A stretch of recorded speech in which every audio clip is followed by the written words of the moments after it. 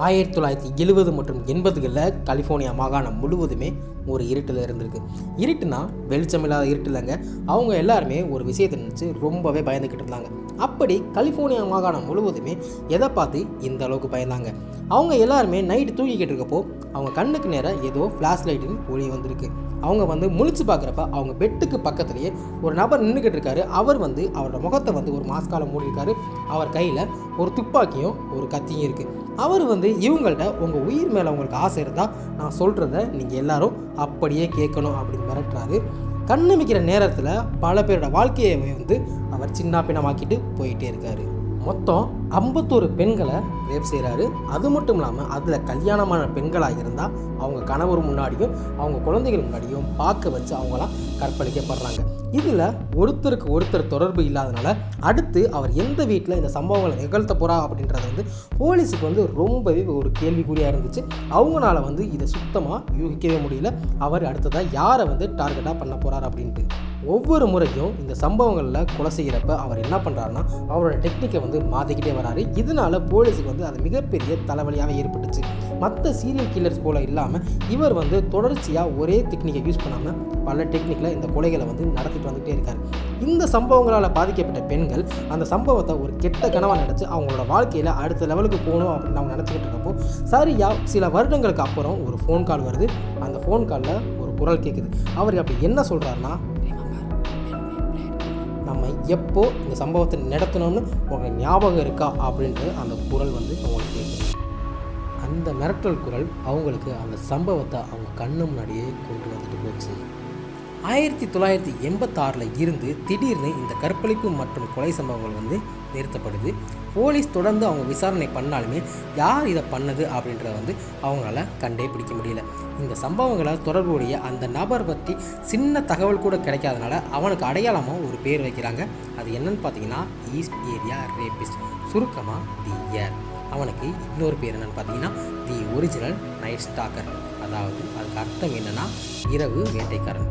இந்த கண்டுபிடிக்க முடியாத மர்மத்தை கடந்த 44 வருஷங்களாக கலிஃபோர்னியா மக்களால் மறக்கவே முடியல. கொஞ்ச நாளைக்கு பிறகு போலீஸுக்கு கால்ஸ் வருது. அதாவது அந்த சம்பவங்களில் தொடர்புடையனை பற்றி எங்களோட தகவல் இருக்குது அப்படின்னு நிறையா கால்ஸ் போலீஸுக்கு வருது. ஆனால் அந்த கால்கள்னால போலீஸ் விசாரணையில் எந்த ஒரு முன்னேற்றமும் ஏற்படலை. போலீஸுக்கு ஒரு தடயமும் இல்லை. இத்தனை கொலை மற்றும் கற்பழிப்பு பண்ணவனை பிடிக்கவும் முடியல. 1986க்கு அப்புறம் அந்த சம்பவங்களுமே நின்றுச்சு. போலீஸ் இனி எப்படி அவனை பிடிக்க போகிறாங்க? அந்த விசாரணை இனிமேல் எப்படி தொடரும்? அவனை பிடிச்சாங்களா இல்லையா? மிசில் மேக்லமரா அப்படின்ற ஒரு ஃப்ரீலான்சர் ரைட்டர் இந்த கோல்டு பிளட்டட் கேஸை பற்றி எழுத ஸ்டார்ட் பண்ணுறாங்க. 2006 இதை பற்றி ஒரு பிளாக்கும் ஸ்டார்ட் பண்ணுறாங்க. த ட்ரூ கிரைம் டைரி அப்படின்ற ஒரு தலைப்பில் இதை பற்றி பாட்காஸ்ட்டும் பண்ணுறாங்க. 2013 நியூயார்க் மேகசினில் இந்த ஃபுட் ஸ்டெப்ஸ் ஆஃப் கில்லர் அப்படின்னு ஒரு ஆர்டிக்கிள் எழுதுகிறாங்க. அந்த மேகசினை எழுதுனது மட்டும் இல்லாமல் அந்த கில்லருக்கு ஒரு நிக் நேமும் வைக்கிறாங்க. அது என்னன்னு பார்த்தீங்கன்னா த கோல்டன் ஸ்டேட் கில்லர். இவங்க போலீஸ் டிபார்ட்மெண்ட்டை சேர்ந்த இன்வெஸ்டிகேட்டர் பால் ஹால்ஸ் அப்படின்ற ஒரு ஆஃபீஸரை மீட் பண்ணுறாங்க. 2 பேரும் அந்த கொலையாளை பற்றி அவங்களுக்கு என்னெல்லாம் தகவல் தெரியுமோ அவங்க 2 பேருக்குள்ளே பகிர்ந்துக்கிறாங்க. 2016 தூங்கிக்கிட்டு இருக்கப்பயே மேக்லரா மரணம் அடைகிறாங்க. அவங்க சாகிறதுக்கு முன்னாடி அவங்க கணவர்கிட்ட ஒரு விஷயத்தை திரும்ப திரும்ப சொல்லிகிட்டே இருக்காங்க. எப்படியாச்சும் அந்த கோல்டன் ஸ்டேட் கில்லரை கண்டுபிடிச்சே ஆகணும். நான் கண்டுபிடிக்கிறேனோ இல்லையோ அந்த மிஸ்ட்ரியான அந்த கேஸை யாராச்சும் சால்வ் பண்ணியே ஆகணும். அது நானாக இருக்கணும்னு அவசியம் இல்லை, யாராச்சும் அந்த கேஸை சால்வ் பண்ணாவே போதும் அப்படின்றத அவங்க கணவர்கிட்ட இவர் திரும்ப திரும்ப சொல்லிக்கிட்டே இருக்காங்க. கொஞ்ச நாளைக்கு அப்புறம் மெக்லரா எழுதிட்டு இருந்த அந்த புக்கை கம்ப்ளீட் பண்ணி அவரோட கணவர் பிப்ரவரி 2018 பப்ளிஷ் பண்ணார். இந்த புக்கு மூலிமா மெக்லரா சேர்த்து வச்ச அத்தனை தகவலை போலீஸுக்கு ரொம்பவே யூஸ்ஃபுல்லாச்சு. அது மூலிமா அவங்களுக்கு நிறைய தடயங்களும் கிடச்சிச்சு. போலீஸ் இந்த விசாரணையை ஆரம்பிக்கிறப்போ அவங்களுக்கு இந்த புக் ரொம்பவே ஹெல்ப்ஃபுல்லாக இருந்திருக்கு. மேக்லமரா சாகிறதுக்கு முன்னாடி பால் கூட டிஸ்கஸ் பண்ணதில் அந்த கோல்டன் ஸ்டேட் கில்லரை பற்றி முக்கியமான ஒரு லீட் கிடச்சிச்சு. அது என்னென்னா டிஎன்ஏ எவிடன்ஸ். நியூ ஜீனாலஜி வெப்சைட்டில் கிடச்சது தான் அந்த ஒரு டிஎன்ஏ எவிடன்ஸும். ரேப் நடந்த இடத்துல இருந்து எடுக்கப்பட்ட டிஎன்ஏ மாதிரிகளை பால் இந்த டிஎன்ஏ டேட்டா பேஸில் ரன் பண்ணுறாரு. அப்படி ரன் பண்ணுறப்போ அதில் ஒரு டிஎன்ஏ மேட்சும் ஆகுது. 2018 போலீஸோடு சேர்ந்து ஸ்பெஷல் டாஸ்க் ஃபோர்ஸும் ஜோசப் ஜேம்ஸ் டியாஞ்சலோ அப்படின்ற ஒருத்தர் வீட்டில் ரைட் பண்ணுறாங்க. யார் இந்த ஜோசப் ஜேம்ஸ் டியாஞ்சலோ? எதுக்காக வந்து போலீஸ் வந்து இவர் வீட்டில் ரைட் பண்ணணும்? இவர் தான் ஒருவேளை அந்த கொலைகள்லாம் பண்ணியிருப்பாரோ? அது மட்டும் இல்லாமல் இவர் தான் அந்த கோல்டன் ஸ்டேட் கில்லரா? அப்படி இவர் தான் அந்த கொலைகாரன்னா இவனை எப்படி போலீஸ் கண்டுபிடிச்சாங்க? ஏன் இத்தனை கொலைகள் மற்றும் ரேப்பை வந்து அந்த ஜேம்ஸ் வந்து பண்ணியிருக்கணும்? 1986 அப்புறம் அதெல்லாம் ஏன் வந்து அவர் நிப்பாட்டினார்?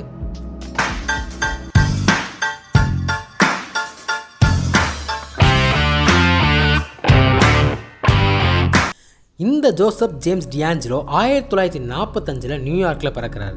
சின்ன வயசுலேயே அவரோட அப்பாவும் அம்மாவும் வந்து டைவர்ஸ் பண்ணிக்கிறாங்க. அவரோட அம்மாவும் செகண்ட் மேரேஜ் பண்ணி இவங்க எல்லாருமே கலிஃபோர்னியாவுக்கு மூவ் ஆகிறாங்க. கிரைம் சீன் அப்போது போலீஸுக்கு வந்து ஒரு எவிடன்ஸ் கிடச்சிருக்கு. அந்த எவிடன்ஸ் என்னென்னு பார்த்தீங்கன்னா, இவரோட சின்ன வயசு எப்படி இருந்துச்சு அப்படின்றத சொல்கிற மாதிரி இருக்கும். அது என்னென்னு பார்த்தீங்கன்னா, mat is the word that reminds me of the 6th grade. I hated that year அப்படின்னு எழுதியிருக்கு. இந்த சென்டென்ஸை ஏன் இவர் எழுதியிருக்காருன்னு பார்த்தீங்கன்னா, அவர் 6th grade படிக்கிறப்போ அவரோட டீச்சர் வந்து இவர் கிளாஸில் வந்து ஒரு பனிஷ்மெண்ட் கொடுக்குறாங்க. எதுக்குன்னா இவர் கிளாஸில் பேசினதுக்காக. என்ன பனிஷ்மெண்ட் பார்த்தீங்கன்னா, மேட் இஸ் த வேர்ட் அப்படின்றத வந்து 100லேருந்து 200 வந்து அவர் எழுதிட்டு வரணும். அதுதான் ஹோம்ஒர்க் அப்படின்றத வந்து டீச்சர் வந்து இவர்கிட்ட சொல்கிறாங்க. அது வரைக்கும் அவரோட வாழ்நாளில் யாரையுமே இந்த அளவுக்கு அவர் வெறுத்ததில்லை. இந்த ஹோம்ஒர்க் அவர் எழுதுனதுக்காக அவர் ரொம்பவே வந்து வெக்கப்படுறாரு. அது மட்டும் இல்லாமல் அது எழுதுனதுக்கு வந்து அவருக்கு ரொம்ப நேரமும் எடுத்துக்கிட்டாரு. இந்த சின்ன விஷயத்துக்காக என்ன இவ்வளோ கஷ்டப்படுத்துனது வந்து எனக்கு இது நியாயமாக படலை. இதனால் நான் அசிங்கப்பட்டு பல நாள் அழுதுருக்கேன். இந்த 6th grade படித்த இயர் வந்து நான் வாழ்நாளில் வந்து ரொம்பவே அவமானப்படுறேன் அப்படின்ட்டு வந்து அவர் குறிப்பிட்டிருக்காரு. பல பேர் என்ன சொல்கிறாங்கன்னா, இந்த 6th grade எவிடன்ஸ் வந்து போலீஸை திசை திருப்பதற்காக எழுதப்பட்ட ஒரு கண் துடைப்பு நாடகம் அப்படின்றாங்க. கலிஃபோர்னியாவில் ஜேம்ஸ் வந்து கிரிமினல் ஜஸ்டிஸில் அவரோட மேல் படிப்பை முடித்து கிராஜுவேஷன் ஆனதுக்கப்புறம் நேவியில் ஜாயின் பண்ணி வியட்நாம் வார்லையும் பங்கேற்றிருக்காரு. லேட் 60s போனி கால்வெல் அப்படின்ற ஒரு பொண்ணோட வந்து அவருக்கு என்கேஜ்மெண்ட் ஆகுது. போனி அவங்களோட என்கேஜ்மெண்ட்டை கொஞ்ச நாள்லேயே கேன்சலும் பண்ணிடுறாங்க. இது டியாஞ்சலோவுக்கு மிகப்பெரிய வலியவும் தருது. நமக்கு என்ன நடந்துச்சுன்னு தெளிவாக தெரியாட்டியுமே போனியோட சகோதரர் என்ன சொல்கிறாருன்னா, இந்த என்கேஜ்மெண்ட்டை கேன்சல் பண்ணுறதுக்கு நிறைய காரணங்கள் இருந்திருக்குன்னு. ஏற்கனவே 6th grade பட்ட அவமானத்தை அவரால் ஏற்றுக்க முடியலையோ, அதே போல் இந்த ஒரு நம்பிக்கை துரோகத்தையுமே இவரால் ஏற்றுக்கவே முடியல. இவரால் பாதிக்கப்பட்டவங்களாம் என்ன சொல்கிறாங்கன்னா, போலீஸ்கிட்ட இன்வெஸ்டிகேஷன் அப்போது அவங்க போலீஸ்கிட்ட சொன்ன ஒரு விஷயம், அவர் ரேப் பண்ணிக்கிட்டு இருக்கப்போ அவர் வந்து ஒரு வார்த்தையை திரும்ப திரும்ப சொல்லிகிட்டு இருந்திருக்காரு. அது என்னன்னு பார்த்தீங்கன்னா, I hate you Bonnie, I hate you Bonnie. இந்த ஒரு விஷயத்தை அவர் திரும்ப திரும்ப உச்சரிச்சுக்கிட்டே இருந்திருக்காரு. 1973 டியாஞ்சலோக்கும் சாரன் மேரி ஹர்டில் அப்படின்றவங்களுக்கும் மேரேஜ் நடக்குது. அவங்க 2 பேருக்குமே மொத்தம் 3 குழந்தைங்க பிறக்கிறாங்க.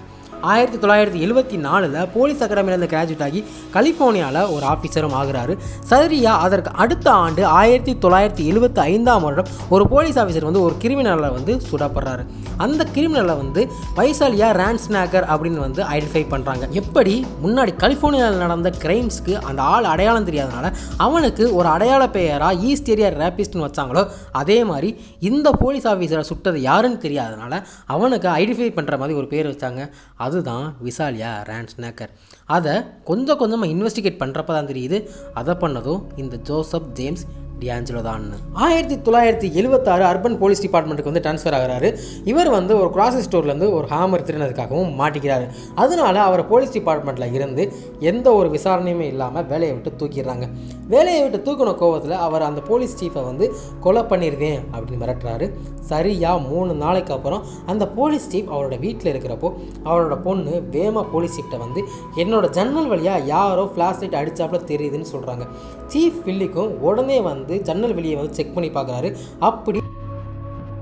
அப்படி அவர் செக் பண்ணி பார்க்குறப்போ அங்கே யாரோ வந்துட்டு போனதுக்கான ஒரு கால் தடமும் இருந்திருக்கு. இவர் பண்ண மர்டர் வந்து இவர் வேலைக்கு சேர்ந்ததுக்கப்புறம் ஒரு ஆஃபீஸரை சுட்டார்ல, அதுதான். ஸ்டார்டிங்கில் இவர் வந்து ரொம்பவே அலட்சியமாக தான் இருந்திருக்காரு. மாஸ்க் போடாமல் தான் இவர் கொலைகளும் பண்ணார். அதனால் பல பேர் வந்து எங்களால் அந்த கொலையாளியை வந்து அடையாளம் காட்ட முடியும் அப்படின்னு சொல்லியிருக்காங்க. அப்போது அவருக்கு வந்து வெறும் 29 வயசு தான் ஆகியிருந்திருக்கு. பில்லின்ற ரைட் வந்து பாதிக்கப்பட்டவங்கள்ட்ட பேசுகிறப்ப அவர்கிட்ட அவங்கெல்லாம் 1974க்கு முன்னாடியே பல கொலைகள் வந்து அட்டெம்ப்ட் பண்ணியிருக்கதா சொல்கிறாங்க. அப்போல்லாம் இந்த கேஸஸ்லாம் இன்வெஸ்டிகேட் பண்ணுறப்ப ஒரு கேஸுக்கும் இன்னொரு கேஸுக்கும் சம்மந்தம் இருக்கான்னு யாருமே பெருசாகவே கவனிக்கல. இந்த ஒரு விஷயத்தை தனக்கு சாதகமாக பயன்படுத்திக்கிட்ட ஜோசப் ஒரு ஏரியாவில் கிரைம் பண்ணிவிட்டு அடுத்த ஏரியாவுக்கு வந்து அசால்ட்டாக மூவ் ஆகிட்டே இருந்திருக்காரு. திருடுறதுக்காக மாற்ற மாதிரி இருந்தப்போ அதை சுதாரித்து அவர் பிளாக் ஸ்கீ மாஸ்க் வந்து வியர் பண்ணவும் ஆரம்பிச்சிருக்காரு. ஒவ்வொரு கிரைமுக்கும் அவர் பிளான் பண்ணவும் ஆரம்பிக்கிறாரு. போலீஸ் விசாரணையில் கிடைச்ச அடையாளங்களை வச்சு ஸ்கெட்ச் பண்ணுறாங்க. அது மூலியமாக குற்றவாளியை கண்டுபிடிக்கவும் ட்ரை பண்ணுறாங்க. அவங்களுக்கு கிடைச்ச அந்த பிசிக்கல் டிஸ்கிரிப்ஷன் அப்படியே இவரோட மேட்ச் ஆச்சு. இதை தெரிஞ்சுக்கிட்ட ஜோசப் அவரோட வெயிட்டை குறைக்கிறாரு. அவரோட அப்பீரியன்ஸவும் ஃபுல்லாகவே மாற்றவும் ட்ரை பண்ணிகிட்டே இருக்கிறாரு. எல்லா வீட்டையும் டார்கெட் பண்ணுறப்ப குறிப்பிட்ட சில வீடுகள், அதாவது ஒரே மாடி ஒரே மாதிரி உள்ள வீடுகளை மட்டுமே டார்கெட் பண்ணுறாரு. அப்போ தான் அவரால் அந்த வீடுகளில் எத்தனை பேர் இருக்காங்கன்னு ஈஸியாக ஐடென்டிஃபை பண்ண முடியும். எந்த வீட்டை டார்கெட் பண்ணியிருக்காரோ அந்த வீட்டை சுற்றி எப்படிலாம் இருக்குன்னு சுற்றி பார்த்து நைட் எப்படி என்ட்ராக போகிறோம் அப்படின்றதையும் ரொம்ப தெளிவாக பிளான் போட்டே வச்சுருவார். ஒரு வீட்டை உடச்சி உள்ளே போனதுக்கப்புறம் அந்த வீட்டில் இருக்கிற பொண்ணோட பர்ஸ்லேருந்து டிரைவிங் லைசன்ஸை எடுத்து அவங்க பேரை பார்க்குறாரு. அப்படியே பெட்ரூம் போய் மெதுவாக அந்த பேரை சொல்லியும் கூப்பிட்றாரு. அப்படி கூப்பிட்றது மூலயமா அந்த பொண்ணுங்களுக்கெல்லாம் நமக்கு தெரிஞ்சவங்க தான் நம்மளை கூப்பிட்றாங்களோன்னு நினச்சிக்கிட்டாங்க. ஜேம்ஸ் எப்படியோ அவங்களுக்கு ஹாபிஸை தெரிஞ்சுக்கிட்டு அவங்கள முன்னாடியே தெரிஞ்சுக்கிட்ட மாதிரியும் காமிக்கவும் செய்கிறாரு.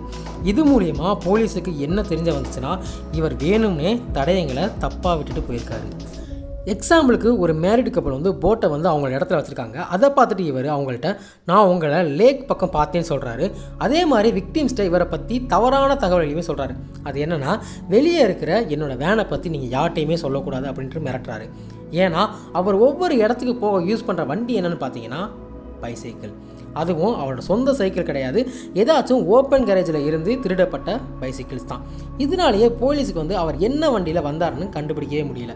முன்னாடிலாம் தனியாக இருக்கிற பொண்ணுங்களை மட்டுமே டார்கெட் பண்ணிக்கிட்டு இருந்தது போக கப்புள்ஸையும் டார்கெட் பண்ண ஆரம்பிக்கிறாரு. போகிறதுக்கு முன்னாடி ஒரு ஷூலேஸை எடுத்துகிட்டு போகிறாரு. எதுக்குன்னா அங்கே இருக்கிற பொண்ணோட ஹஸ்பண்டை கட்டி போகிறதுக்காக. அவர் கட்டி போட்டுட்டு உட்கார வச்சுட்டு அவர் தலையில் பிளேட்ஸையும் வைக்கிறாரு. அப்படி பிளேட்ஸை வச்சதுக்கப்புறம் அந்த ஹஸ்பண்ட்கிட்ட என்ன சொல்கிறாருன்னா இந்த பிளேட்ஸ்லேருந்து ஒரு சின்ன சத்தம் வந்தாலும் உன்னோட ஒய்ஃபை கொன்றுவேன்னு சொல்கிறாரு. சொன்னது மட்டும் இல்லாமல் அவரோட ஒய்ஃபை அவர் கண்ணு முன்னாடியே ரேப்பும் பண்ணுறாரு. அப்போது அப்படி ரேப் பண்ணுறப்போ அவரோட ஹஸ்பண்ட்னால் அதை பார்க்க மட்டும் தான் முடியுமே தவிர எந்த ஒரு உதவியுமே பண்ண முடியல.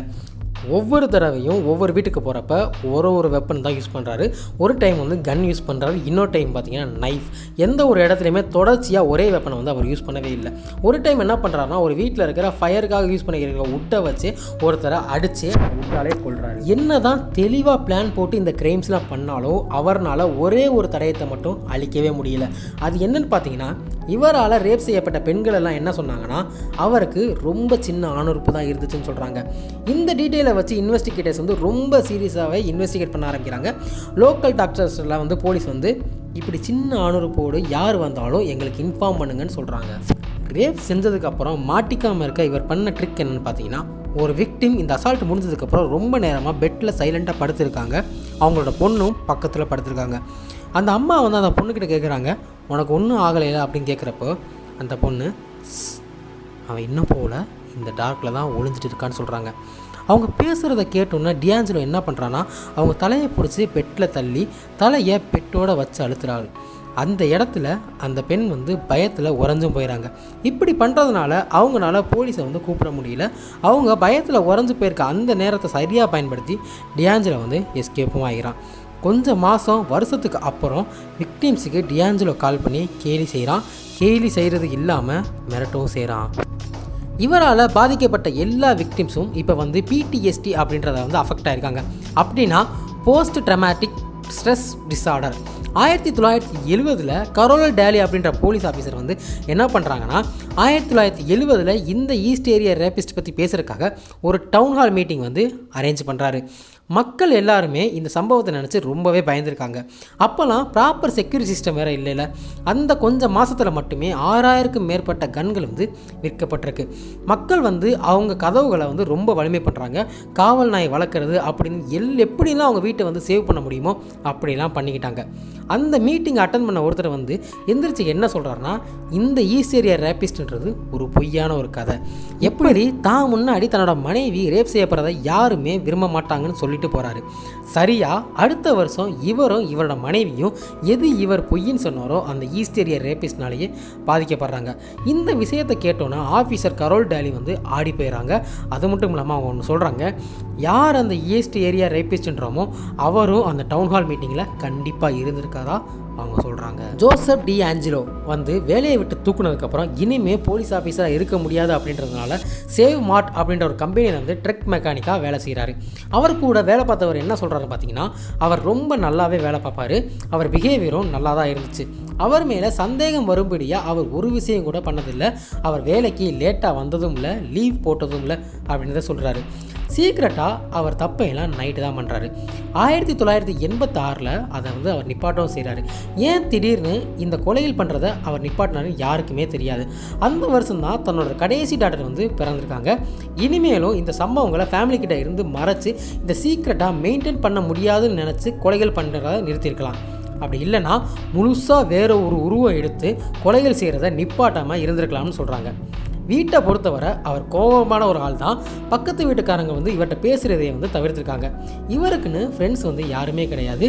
இவரை ஒரு முறை பக்கத்து வீட்டுக்காரங்க வந்து ஒரு வாய்ஸ் வந்து அனுப்பியிருக்காரு. அது என்னன்னா, குடும்பத்தோட உன்னை கொன்றுவேன்னு. அந்த வாய்ஸை ரெக்கக்னைஸ் பண்ண அந்த பக்கத்து வீட்டுக்காரங்க வந்து டியாஞ்சலோட்ட வந்து என்னன்னு கேட்கலாம் வராங்க. வந்து கேட்டதுக்கு உங்கள் வீட்டு நாய் வந்து ரொம்ப குலைச்சிட்டு இருந்திருக்கு, அதான் நான் அப்படி அனுப்பியிருக்கேன்னு சொல்லியிருக்காரு. நெய்பர்ஸ் வந்து அடிக்கடி டியாஞ்சலோ வந்து அவர் ஒய்ஃபுக்கிட்டையும் பொண்ணுங்கிட்டையும் கத்துறதும் திட்டுறதுமா இருப்பதாக சொல்கிறாங்க. அவரை பற்றி யார் என்ன சொன்னாலும் அதை பற்றி அவர் கவலைப்பட்டதே இல்லை. கவுண்டி இன்வெஸ்டிகேட்டரான பால் ஹோல்ஸ் கோல்டன் ஸ்டேட் கில்லரை 24 வருஷமாக தேடிட்டு இருக்காரு.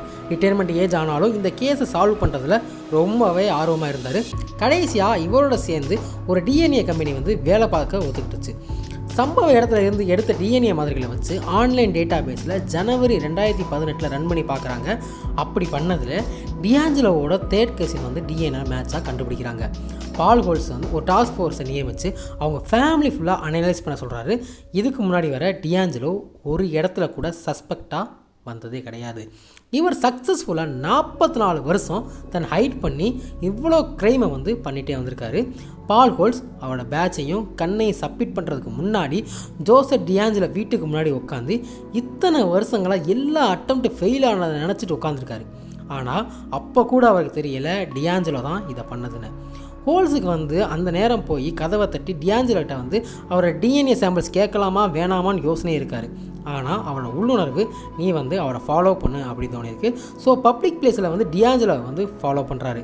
டியாஞ்சலோட டிஎன்ஏ மற்றும் ஃபிங்கர் பிரிண்ட்டை வந்து அவரோட கார் கதவு மற்றும் அவர் கொட்டுவாரில் குப்பை அதுலேருந்து எடுக்கிறாங்க.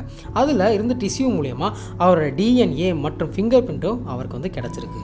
கவுண்டியில் இருந்த லேப் விடாமல் வேலை செஞ்சு இவர் தான் கோல்டன் ஸ்டேட் கில்லர்னு ப்ரூவ் பண்ண எப்படி இல்லாமல் வேலை பார்க்குறாங்க, சுத்தமாக ரெஸ்ட்டே இல்லாமல். போலீஸ் வந்து டியாஞ்சலோவை அரெஸ்ட் பண்ண வாரண்ட் வாங்கி அவர் அரெஸ்ட் பண்ண அவர் வீட்டுக்கும் போகிறாங்க. போலீஸை பார்த்ததும் டியாஞ்சலோ வந்து ரொம்பவே ஷாக்காகி பார்க்குறாரு. போலீஸ் போனோன்னா அவர் கண்ணில் பார்த்தப்ப அந்த இடத்துலேருந்து எப்படியாவது தப்பிச்சிடலான்னு கால்குலேட் பண்ணதாக தெரிஞ்சிச்சுன்னு சொல்கிறாங்க. ஆனால் அவரை தப்பிக்க விடாமல் போலீஸ் பிடிச்சி அங்கேயே உட்கார வச்சுறாங்க. அவர் நான் கோல்டன் ஸ்டேட் கில்லர் இல்லை அப்படின்றத அவர் மறுக்கலை. அவர் என்ன சொன்னார்னா, நான் அவனில் வந்து ஒரு சாப்பாடு செஞ்சுருக்கேன், அதை ஆஃப் பண்ணுங்க அப்படின்னு ரொம்ப அசால்ட்டாகவே சொல்லியிருக்காரு. அதுக்கப்புறம் போலீஸ்கிட்ட ஒரு வாட்டி கூட பேசலை, இன்டர்வியூவும் கொடுக்க மறுத்திருக்காரு. டியாஞ்சலோட ஒய்ஃப் வந்து இந்த அரெஸ்ட்டுக்கு சில வருஷங்களுக்கு முன்னாடி அவர்கிட்ட இருந்து விலகி போயிட்டாங்க, அவர்கிட்ட பேசுகிறதுன்னு நிப்பாட்டிட்டாங்க. டியாஞ்சலோ அரெஸ்ட் பண்ணுறப்ப அவரோட பொண்ணு மற்றும் அவர் பேர குழந்தையோட ரொம்ப சந்தோஷமாகவே இருந்திருக்காரு. அவரோட ஒய்ஃப் பிரஸ்ட்டு என்ன சொல்கிறாங்கன்னா, என்னை தனியாக விடுங்கன்னு சொல்கிறாங்க. தன்னோட ஆழ்ந்த அனுதாபங்களை அந்த விக்டிம்ஸோட ஃபேமிலிக்கும் சொல்கிறாங்க. இந்த விஷயத்தை பற்றி என்கிட்டையும் என் பிள்ளைகள்கிட்டையும் யாரும் கேட்காதீங்க, இதை நான் உங்களுக்கு ஒரு ரெக்வஸ்ட்டாகவே வைக்கிறேன், இன்டர்வியூன்னு வராதிங்க ப்ளீஸ் அப்படின்னு சொல்கிறாங்க. டியாஞ்சலோ வந்து ஒரு 70 வயசு ஆள் மாதிரி இல்லாமல் 50 வயசு ஆள் மாதிரி தான் இருந்ததா பக்கத்து வீட்டுக்காரங்களாம் சொல்கிறாங்க. அவர்கிட்ட வீட்டில் ஒரு பைக் இருந்திருக்கு, அதை அவர் ஓட்டிகிட்டும் இருந்திருக்காது, நல்லாவும் நடப்பதாகவும் சொல்கிறாங்க. ஆனால் கோர்ட்டில் விசாரணைக்கு வரப்போ அவரோட லாயர்ஸ்லாம் அவரை வந்து ஒரு வீல் சேரில் உட்கார வச்சு கொண்டு வராங்க. ஏன்னா அவரால் நடக்கவே முடியாது, அந்த அளவுக்கு ஒரு வீக்கான பர்சன் காமிக்கிற விதமாக கோர்ட்டில் அவரோட லாயர்ஸ் வந்து அவரை வந்து வீல் சேர்ஸில் வச்சு கொண்டு வராங்க. கோர்ட்டில் ஜட்ஜ் அவரை பார்த்த கேள்விக்கு எல்லாமே அவர் சும்மா பார்க்க மட்டும் தான் செய்கிறாரு, எந்த ஒரு பதிலும் பேசலை. இவரோட லாயர்ஸ் கூட இவர் தான் கோல்டன் ஸ்டேட் கில்லர் இல்லை அப்படின்றத மறுக்கிறதுக்கு கொஞ்சம் கூட ட்ரை பண்ணல. இன்னும் இன்வெஸ்டிகேஷன் நடந்துட்டு தான் இருக்குது. போலீஸ் அவர் வீட்டில் இருந்து எல்லா பொருளையுமே எவிடன்ஸாக எடுத்துக்கிட்டாங்க. அந்த பொருளில் விக்டிம்ஸ்கிட்ட இருந்து திருடிட்டு வந்த பொருட்களும் அடங்கும். இவரை பற்றி நமக்கு இன்னும் முழுசாக தெரியணும்னா இன்னும் பல வருஷங்கள் கூட ஆகலாம். இப்போது நமக்கு ஆறுதல் தரக்கூடிய ஒரே விஷயம் என்னென்னு பார்த்தீங்கன்னா, அவர் இப்போ கம்பிக்கு பின்னாடி இருக்கிறாரு. இதுக்கப்புறம் அவரால் பாதிக்கப்பட்ட எல்லா விக்டிம்ஸும் ஹாப்பியாகவும் நிம்மதியாகவும் இருப்பாங்க.